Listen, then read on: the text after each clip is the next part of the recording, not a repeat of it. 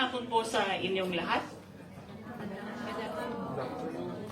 Parang walang buhay yung inyo. Tama yung sabi ni Pastor Clevy, nung Sunday daw, hindi kayo nag-uusap. Ngayon naman, parang matamlay pa rin kayo. Magandang hapon po sa inyong lahat. Ayun, parang hindi pa kayo nag-lunch, no? Salamat sa Panginoon. Natutuwa ako na makita maraming mga pamilyar na mga mukha.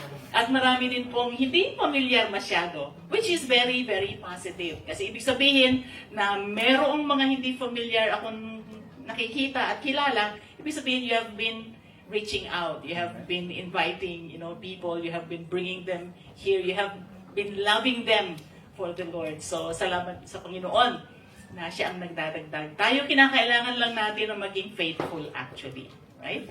So, salamat sa Panginoon. Salamat sa faithfulness niyo. Alam niyo, marami dito ang mga Tulandisay, mga apot na pong taon na yan dito.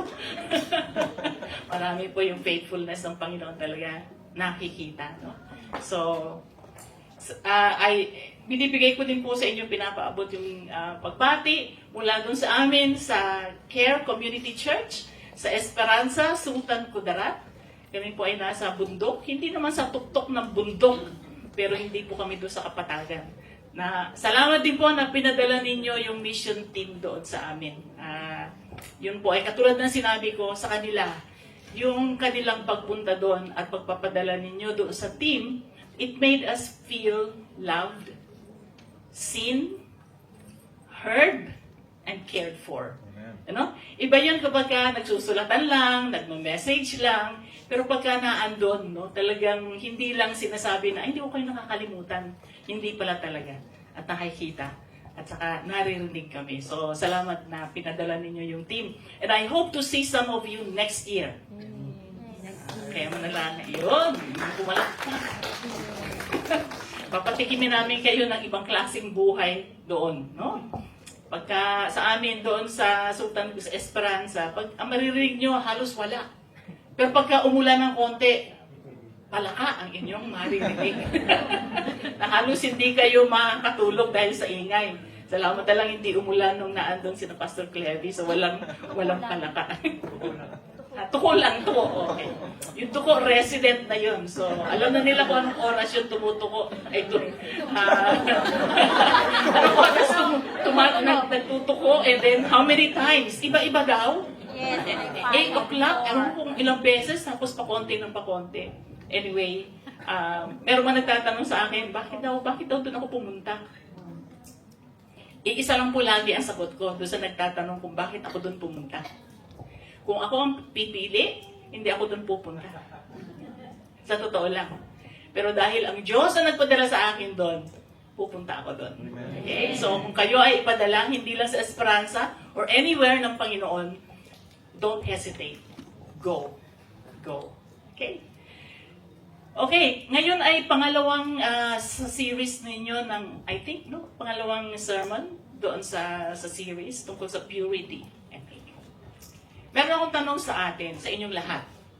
Kung meron kayong kapangyarihan na baguhin anything sa buhay ninyo, ano kaya yung babaguhin?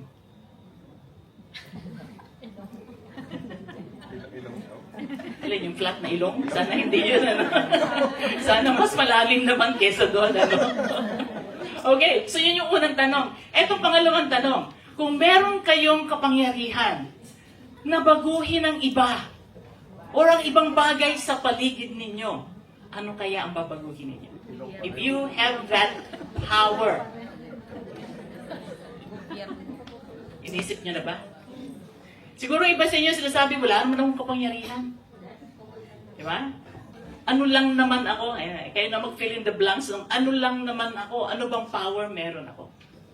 Pero today, gusto kong sabihin sa ating lahat na lahat tayo, meron tayong kapangyarihan.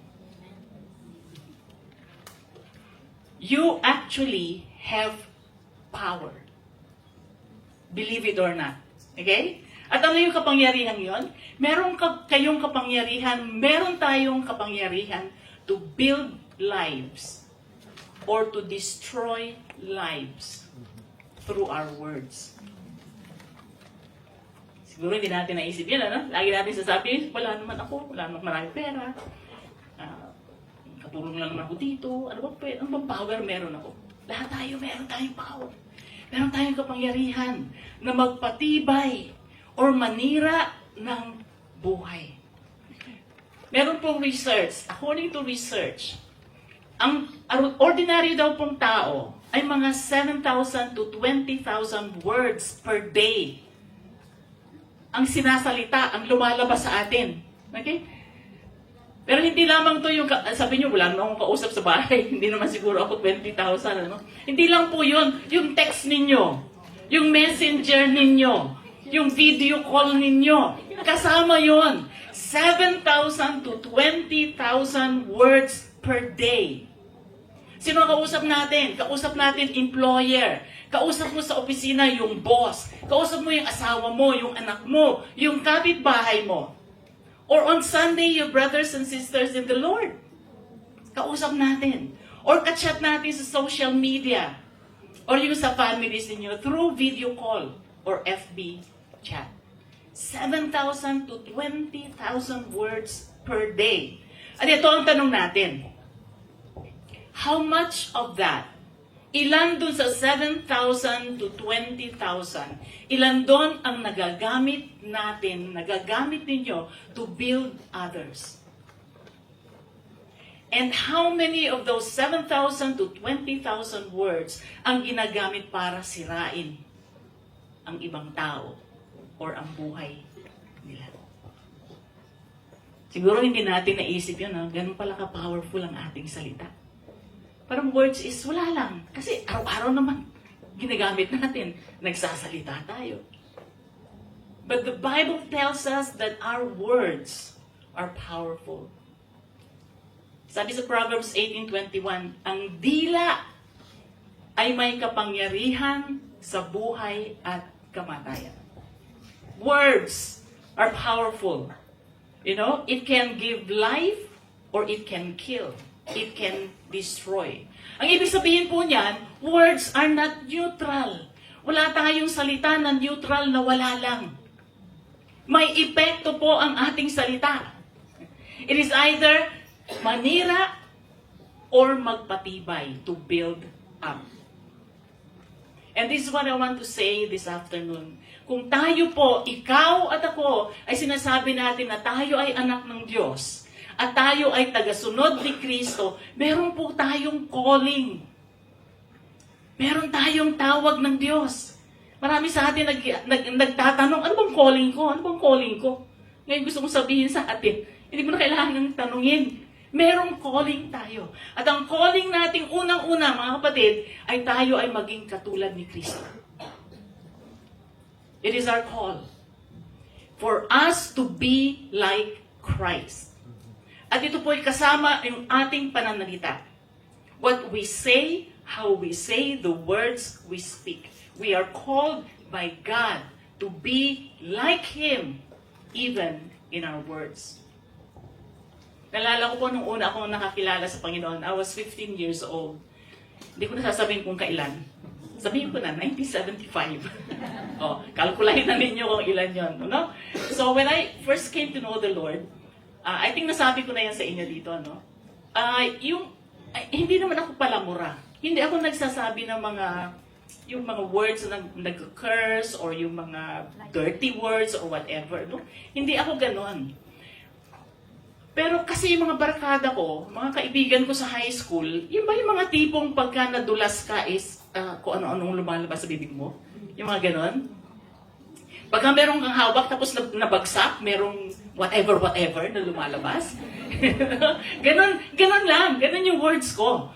Now, when I came to know the Lord, naging anak ako ng Diyos, wala naman nagsabi sa akin. Pero after a while, I felt uncomfortable. Hindi ako nagmumura. Wala akong pinapatamaan. Pero pagka nagsalita ako ng gano'n, sabi ko, teka muna, di ba anak ako ng Diyos? Parang hindi bagay yung lumalabas na salita ay ganon. Pero sinasabi ko na I am a child of God. I am a follower of Jesus.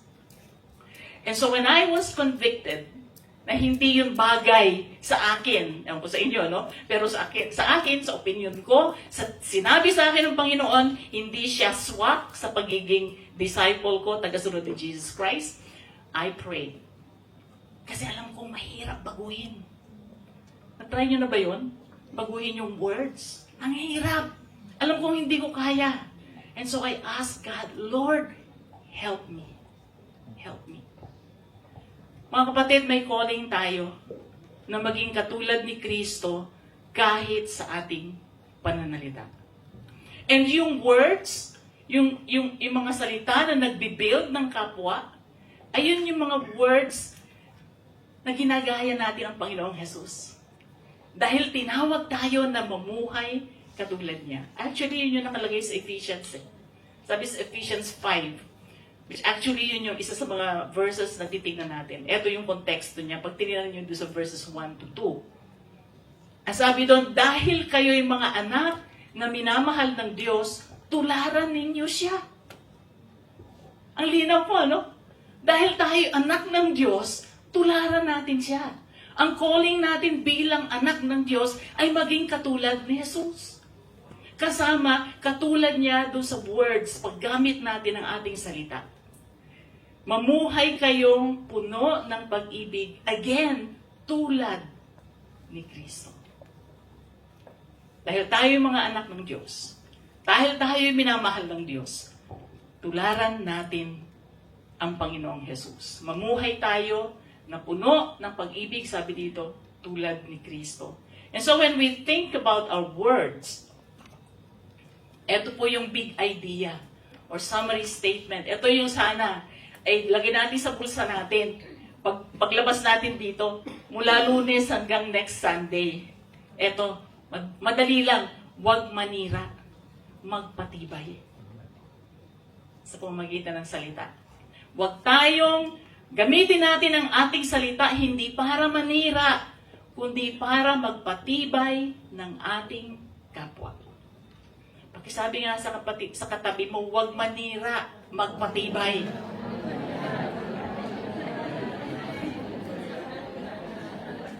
Huwag manira, magpatibay. Build, don't destroy. Build. So, tanong natin ngayon is, paano gagawin? How can I build others and not destroy them through my words? Bago natin puntahan yon, doon sa dalawang verses na titingnan natin, meron akong gustong i-bring up sa atin na I think na importante, mahalaga, at mas maiintindihan natin itong struggle natin with words. May sinasabi kasi sa Bible na yung pananalita natin daw ay salamin ng puso.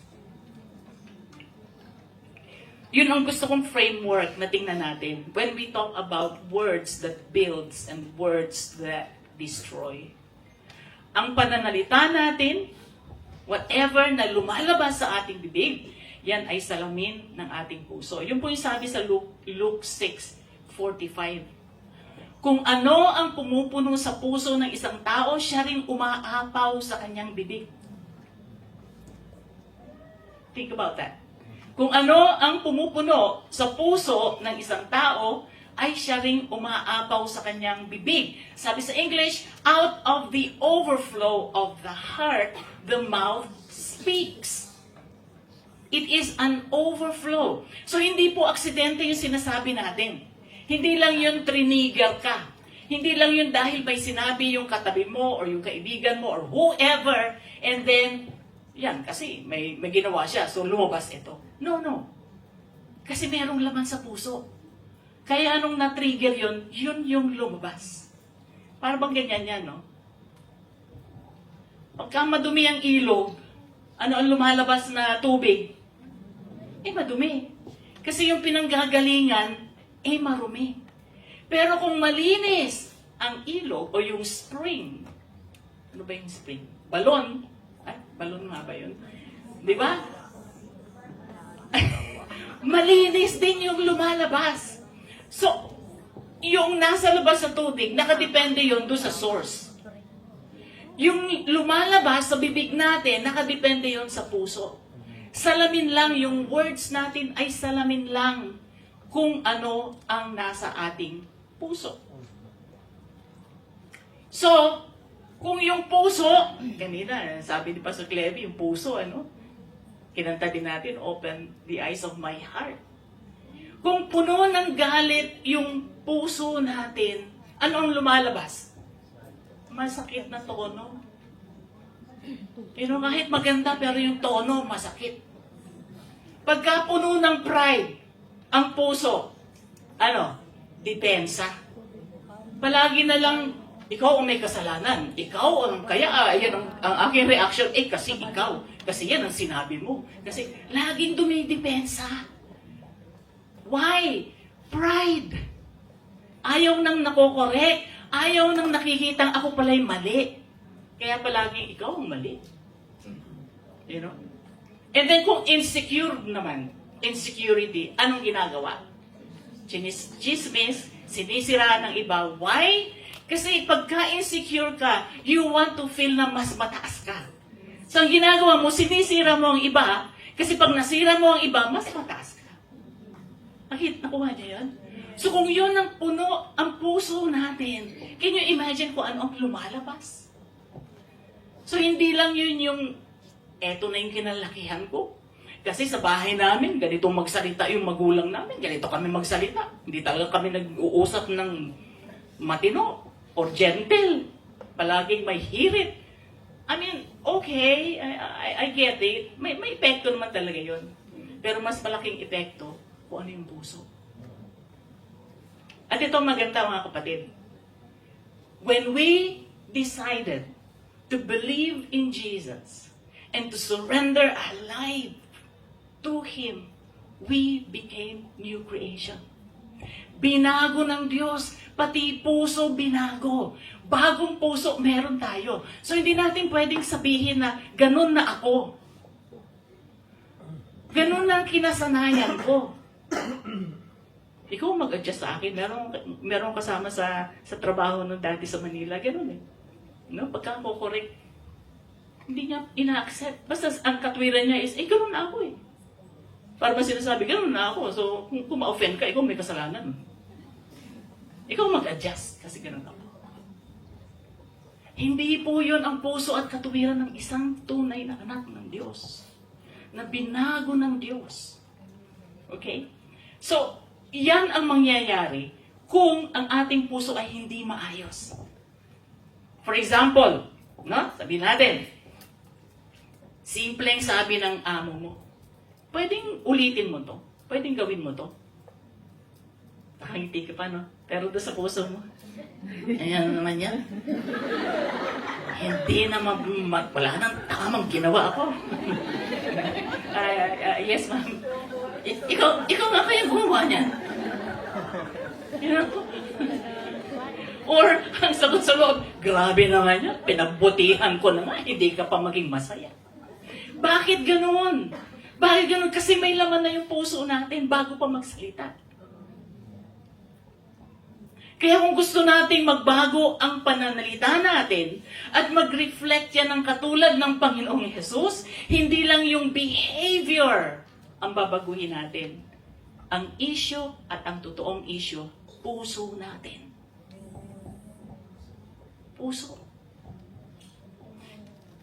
When our heart is right, kung tama ang ating puso, hindi mahirap magsalita ng mga salita na mayroong puno ng biyaya. Gracious words.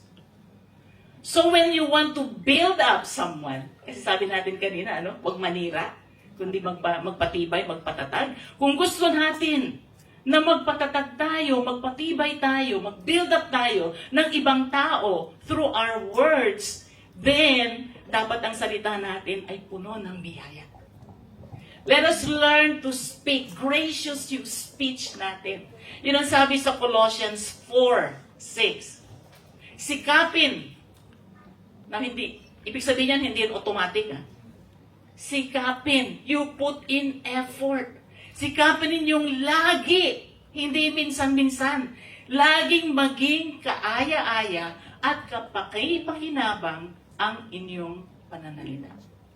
Sabi sa English, let your speech at all times be gracious and pleasant, seasoned with salt, so that you will know how to answer each one who questions you. Laging maging kaaya-aya. Maging puno ng biyaya. Gracious daw eh. Tsaka pleasant. Ano ba ibig sabihin nun? Ano ba yung words na puno ng biyaya? Attempt natin na i-define niya ng konti. Ibig sabihin, hindi siya harsh. Hindi siya masakit. You know? Katulad ba ng mga words na, pabigat ka lang naman. Mga ganyan lang, para simple lang, no? Hindi ka nagmura. Pero parang sabihin na, pabigat ka lang naman. O sana hindi na lang kita naging. Sana hindi na lang ikaw ang magulang ko. Huwag naman.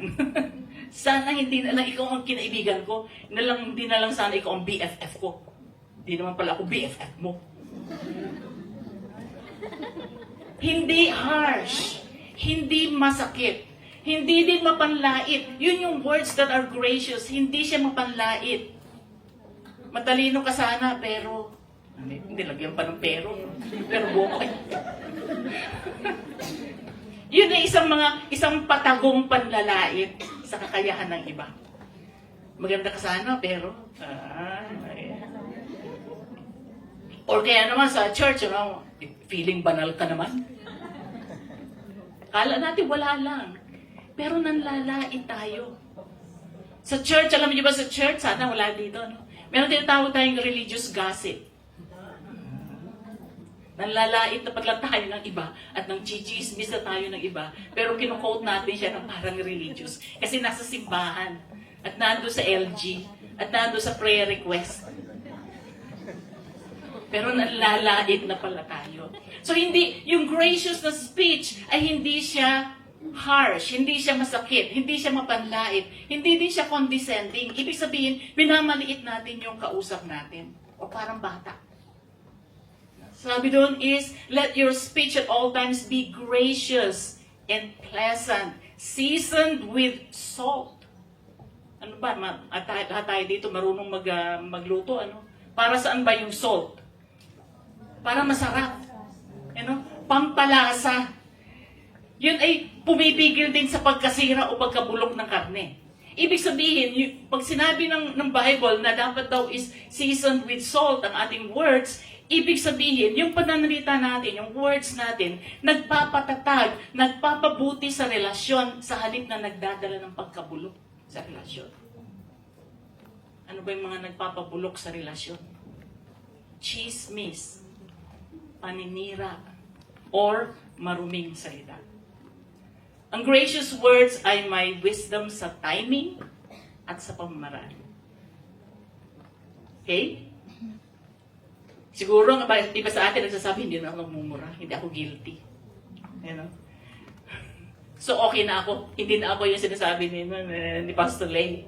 Pero yung pong gracious words, na yun ang sinasabi na dapat ay yun ang meron tayo, yun ang lumalabas sa ating mga labi, dahil tayo dapat na maging katulad ng ating Panginoon, ay yun din ay may wisdom do sa timing at may wisdom din sa pamamaraan kung paano sinasabi. It's not only what you say, it is how you say it.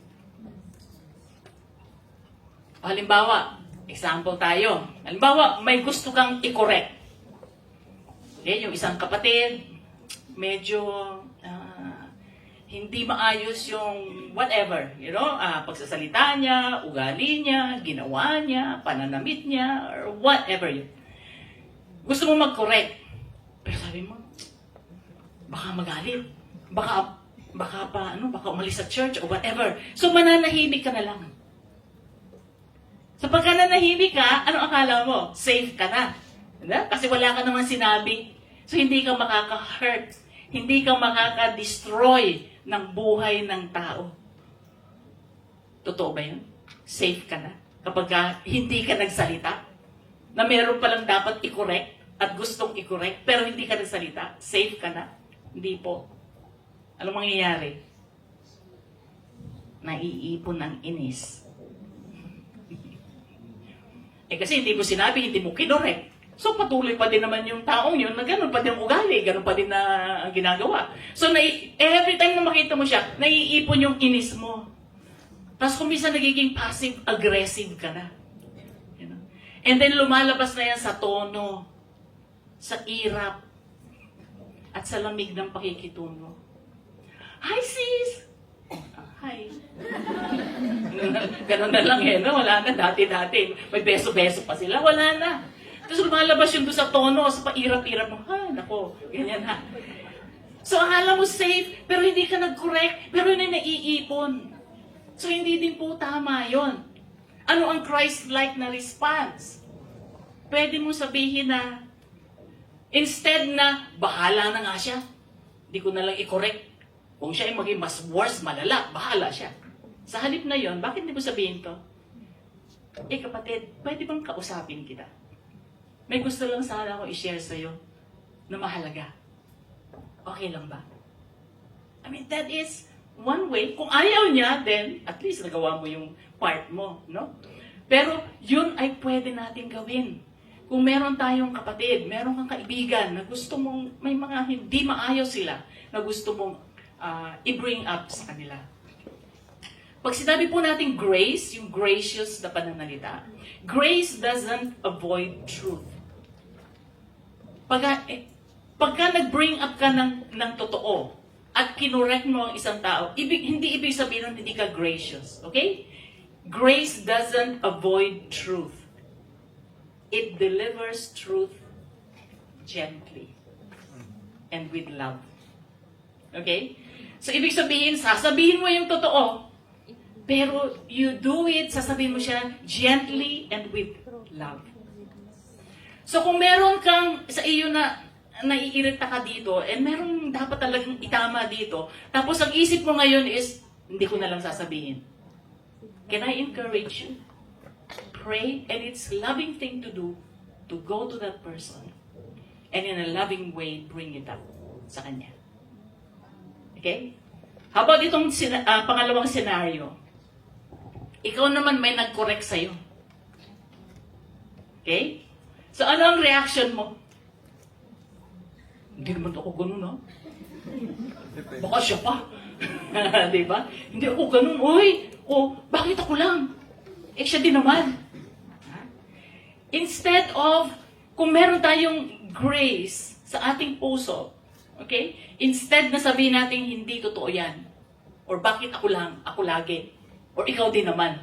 Or siya din naman. Or meron pang mas malala sa akin. Sa halip na yon, eto ang gawin mo. Kung ikaw yung kinorek.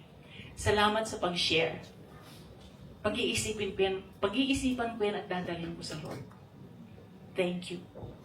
Sincerely thank the person na alam niyo bang hindi madali na mag-correct. Hindi madali na lumapit sa inyo ang isang tao for one person to say, you know what, can I say something? This might hurt, pero I care about you, that's why gusto kong sabihin to sa iyo. Hindi madali yon. And that's why I encourage you, kahit masakit, kapag may nag-correct sa atin. Okay? Don't be defensive. Be thankful na siya'y lumapit sa iyo. And then sincerely bring it to the Lord. Huwag palaging depensa, hindi ako yun. Isa lang naman may problema. Kaya ganun ang sinasabi sa akin. Lalo na po pagka mga 10 tao na ang nagsabi ng the same thing. Huwag mo nang sasabihin na may problema yung nagsabi. Siguro it's time to say, Lord, may katotohanan ba yung napansin na yun?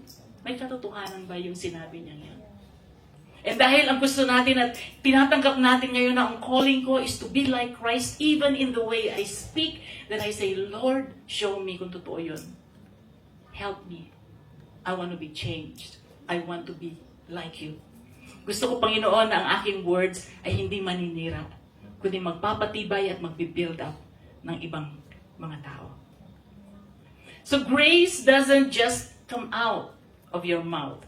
Hindi yung gracious and pleasant na speech, it doesn't just come out of your mouth. It also shapes, okay, how you receive yung words. So kung minsan tayo ang nagbibigay, kung minsan tayo ang tumatanggap. At do sa both occasions na yon, we need grace. Kung nagbibigay tayo, let's give it graciously with love.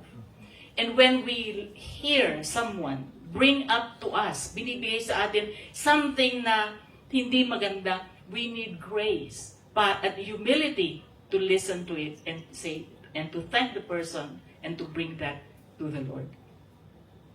So kung yung sa Colossus po, it answers how we speak. We should speak with graciously and in a way that is pleasant. Yun pong pangalawa nating verse sa Ephesians 4:29, it answers why.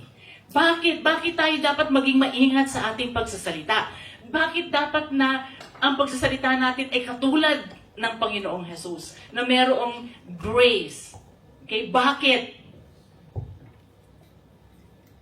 Kasi yung words natin ay dapat magpatibay sa ating kapwa. Hindi dapat manira sa kanila. So that is the reason why. Of course, one of the reasons is katulad tayo ng Panginoon. Pero yun ang isa. Tingnan niyo doon sa Ephesians 4:29. Huwag kayong gumamit ng masasamang salita. Lagi ninyong sikapin na ang pangungusap ninyo'y makakabuti.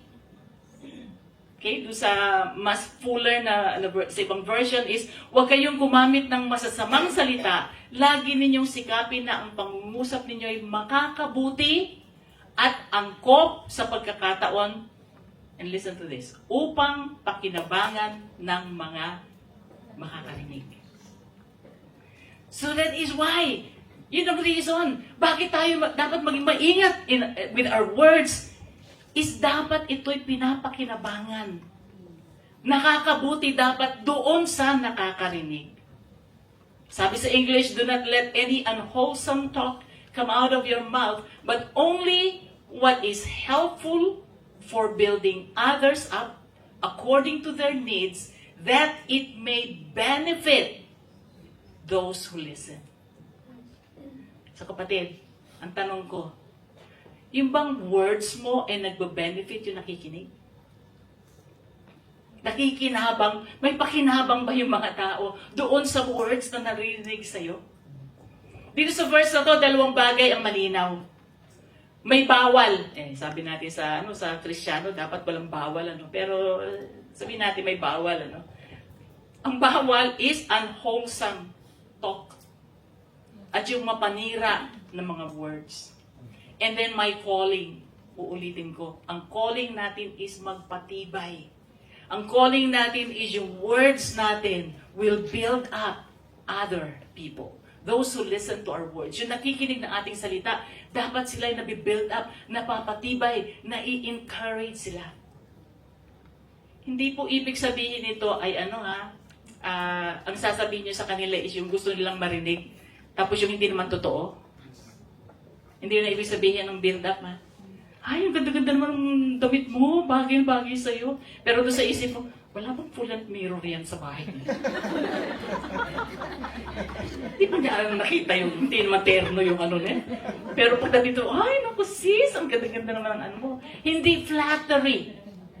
Okay? Hindi pagsasabi ng hindi totoo. Pero what should come out from our mouth are words that will build up others. Makikinabang, may benefit. So etong gusto ko sabihin hindi po sapat yung iniisip natin na wala akong nasasabing masama. Naisip niya na ba yun? Uy, wala naman akong sinasabing masama. Hindi naman ako nagmumura. Wala naman ako ng mga whatever mga words. Hindi naman ako gumagamit nun. And then you feel kampante ka na. Gusto ko sabihin today, that is Satan's lie. If you believe that, that is Satan's lie. Because it's not just about wala kang sinasabing masama. It is about whether you are building others up, you are using yung power ng iyong words to build others up. Na may pakinabang. Siguro isa ka doon sa nasasabi dito, ano mo magagawa ko? Hindi mo pastor sa church, hindi mo katulad nila, magkanta, mag-lead ng LG, or what. Hindi ako yun, kaya uupo na lang ako dito magsisimba. And you know what? You can build someone up through your words. So kung ikaw yung sinasabi mong wala akong kakayahan na magturo, kumanta, mag-preach, or whatever, sinasabi sa inyo ng Panginoon, use your tongue. Use your words to build up. If you can say every Sunday, at least I will have, Lord, use me sa isang tao to build that person up through my words. Then you have built someone. 52 weeks sa isang taon. 52 ng mga tao ang na-build up mo at na-encourage mo. Just by allowing yourself to be an instrument, your tongue to reflect Jesus Christ and say, I am committed. Every Sunday, Lord, give me someone that I can encourage, that I can build up through my words. So, ang isa pang senaryo natin, siguro sasabihin natin, tama yung sinabi mo. Tama naman yung sinabi ko, pero masakit naman ang tono.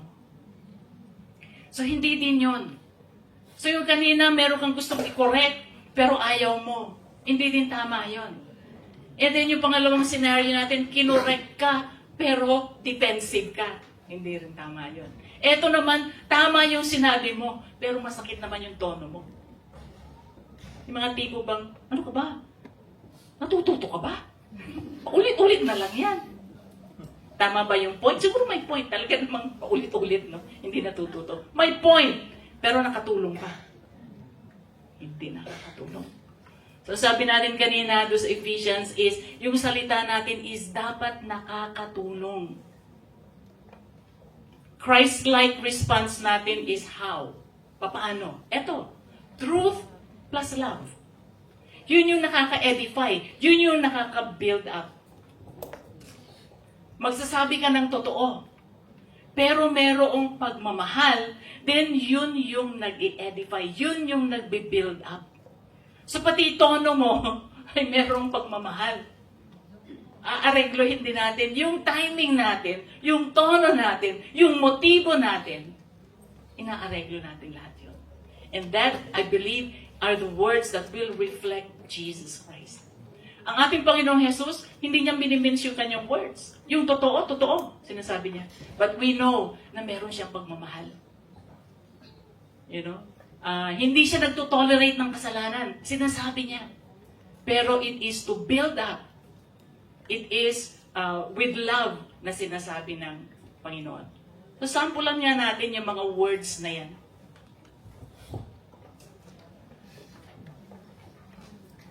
Uy, salamat sa effort mo. Yan yung mga nakaka-edify. Salamat sa effort. Uy, kaya mo yan. Mas maganda pa nga na, halika, pray tayo. Mahirap yan. Pero I believe na yan ay makakayanan mo. And anytime na kailangan mo ng makakausap, let me know. Kaya mo yan. Proud ako sa'yo. I appreciate you. Ilang beses, kailan yung last time na may sinabi kayo, sinabihan ninyo na, I appreciate you, I appreciate what you do. Or proud ako sa'yo.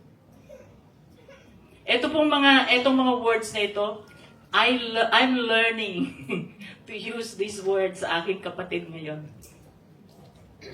Doon sa ilan sa inyo na familiar, doon sa story namin magkapatid, dalawa lamang po kami magkapatid. Lalaki po yung kapatid ko, binata pa po yun, yung pong gusto mag-apply, CV mamaya. Pero ano na po yun, 62 na po yun. So, you know, for many years na we don't really live together. I mean, magbabakasyon ako sa amin. At the most, 3 weeks. Longest na siguro yung 1 month. So wala talagang walang usapan na maganda, nakaka-build up. And of course, later on, problema pang binigay sa akin. So, nakaka-relate ako dito na hindi naman ako nagmumura or whatever. At saka, kung may sasabihin pa akong hindi maganda, sasabihin pa sa kanya. Meron pang introduction na, sa totoo lang hayaan mo na lang na sabihin ko ito sa'yo. May ganun pa, Hindi palagi ito sinasabi ko sa'yo, pero this time, let me say this. So, hindi ako nagmumura, hindi ko. Pero, I don't really appreciate. Hindi ko sinasabi. And I was, ginising ako ng Panginoon. There was one time when I talked to him, at sabi ko sa kanya, ano ba problema mo? And yung sabi niya is, minsan is he feels depressed. Kasi he doesn't hear any affirmation. So dahil wala sa pamilya, mag-isa na lang siya sa bahay. So sino mag-affirm sa kanya? So ang gagawin niya, di lalabas, pupunta sa mga barkada, na siyempre gustong-gusto naman niyang i-affirm siya kasi may nakukuha sa kanya. And so I realized, and I really went to the Lord and say, Lord, I recognize yung pagkukulang ko sa kapatid ko. And ngayon na magkasama kami sa Esperanza, I really, pag masarap yung kanyang pastil, brother, sarap mo na, ang galing mo na talaga magluto ngayon. Ang dami pong papakain. Biruin ninyo yung ulo ng manok. Ulo ng manok, ha? Ulo ng ganyan, no? O, nakukuha niya yung tsagang-tsagang kinukuha yung mga karne doon para gawing bola-bola para ipakain sa mga bata sa feeding program. You know? And then God is using you now. So natututo ako nito. I appreciate you. I'm proud sa growth mo. And I can see na unti-unti tumataas yung dignidad ng kapatid ko. Eto mga kapatid, no?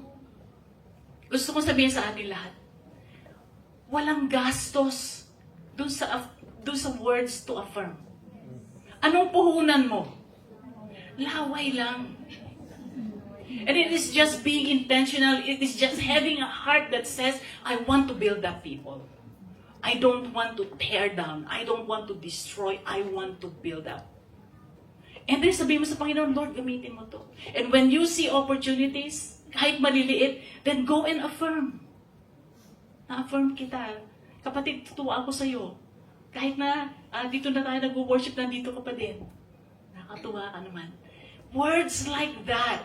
You know, imagine niyo sa hirap ng buhay natin dito. Ninyo pala, wala na pala ako dito. Sa hirap ng buhay ninyo dito.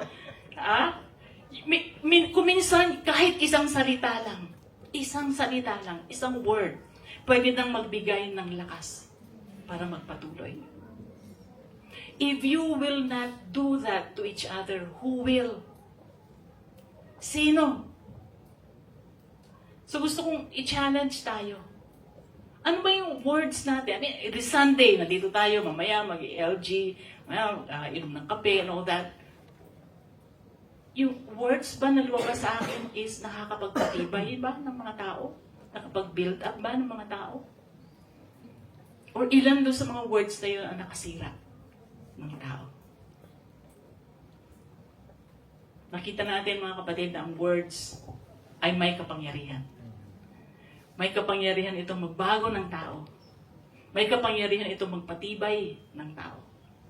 Pero may kapangyarihan din itong magwasak ng tao at sumira ng relasyon ng tao at relasyon.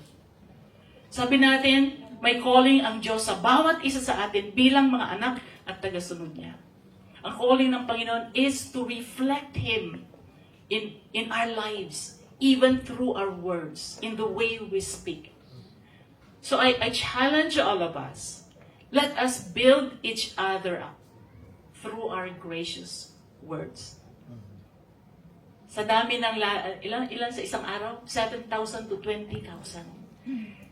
By Sunday, pag nagkita ulit tayo, ilang daang libo na words na ang lumabas sa atin. So ang challenge sa atin at ang question natin is, magbi-build ba ito?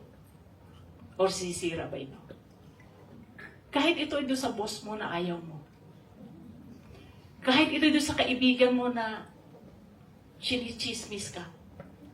Or hindi magandang ginagawa sa'yo. I mean, if we reflect Jesus, hindi lang naman ang ginawa niya ng mabuti ay yung mabuti sa kanya. In fact, even on the cross, while He was being crucified, ano pa din ang prayer niya sa Father? Forgive them. So hindi po ang ating words na gracious and words that builds up, hindi natin i-reserva doon sa mga paborito lang nating tao. At hindi yung mga tao na ayaw natin at nakakasakit sa atin. Yun nga yung mas character ng isang anak ng Diyos. Kasi if we can do good things only to those who are good to us. Sabi ng Bible is ano pang pinagkaiba natin sa hindi Kristiyano? Ang pinagkaiba natin, is we can do good even to those who are not good to us. Yun yung pagkakaiba natin. So, ang prayer ko po para sa atin is that gagamitin natin, marirealize natin ngayon na binigyan tayo ng beautiful gift ng Diyos. And that's words. Libre, pero beautiful and powerful. And I pray that the Holy Spirit will convict us. And from today onwards, you will gonna say, Lord, I will use my words to build people up, not to destroy them. Not to destroy them. Hindi mo kontrolado lahat ng nangyayari sa buhay mo. Pero kontrolado mo kung ang salita mo ay maninira o magpapatibay. Ulitin ko yan. Hindi mo kontrolado kung ano ang mangyayari sa buhay mo. Pero kontrolado mo kung ang mga salita mo ay maninira or magpapatibay ng tao at ng mga relasyon. I pray that we will choose na magpatibay ng tao at ng relasyon.